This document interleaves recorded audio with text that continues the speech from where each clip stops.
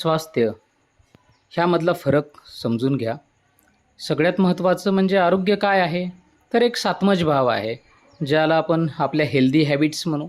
त्या व्यवस्थित जर करत राहिलो, हेल्दी हॅबिट्स ठेवलो, तर आपलं आरोग्य व्यवस्थित राहतं, सात्म्य होतं. मग त्यामध्ये आपला योगासन असेल, प्राणायाम असतील किंवा काय खायचं काय नाही पथ्यावर व्यवस्थित पाळले तर आपल्याला आरोग्य टिकवता येतं, सांभाळता येतं.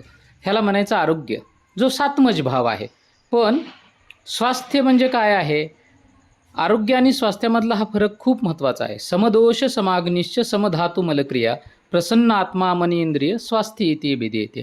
आणि हे आयुर्वेदाचं प्रयोजन स्वास्थ्य आहे, न की आयुर्वेद आहे. म्हणजे ज्याला आपण आरोग्य सेवा म्हणतो. आयुर्वेदाचं प्रयोजन आरोग्य नसून स्वास्थ्य आहे. स्वास्थ्य प्रदान करणं म्हणजे फिजिकली ट्रीटमेंट करणं, मेंटली हिलिंग करणं, कॉन्शियसनेस लेवलवरती स्पिरिच्युअली नरिश करणं, ज्याला आपण टोटल हेल्थ म्हणू. आणि जागतिक आरोग्य संघटना ज्याला आरोग्य म्हणते, physical health plus mental health plus social health plus spiritual health. अशा पद्धतीनं सगळ्या अँगलनी आपण विचार करायला पाहिजे.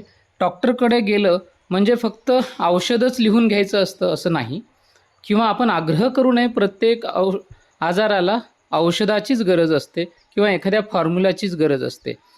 तुम्हाला आरोग्य पाहिजे की स्वास्थ्य, का दोन्ही पाहिजेत, हे याच्यावरती डिपेंड्स करतं तुमच्या प्राथमिकता काय आहेत. त्यामुळं तुम्हाला स्पष्टता असायला हवी. तुम्हाला यापुढे आरोग्य हवं आहे की स्वास्थ्य आहे की दोन्ही पाहिजेत. नमस्ते.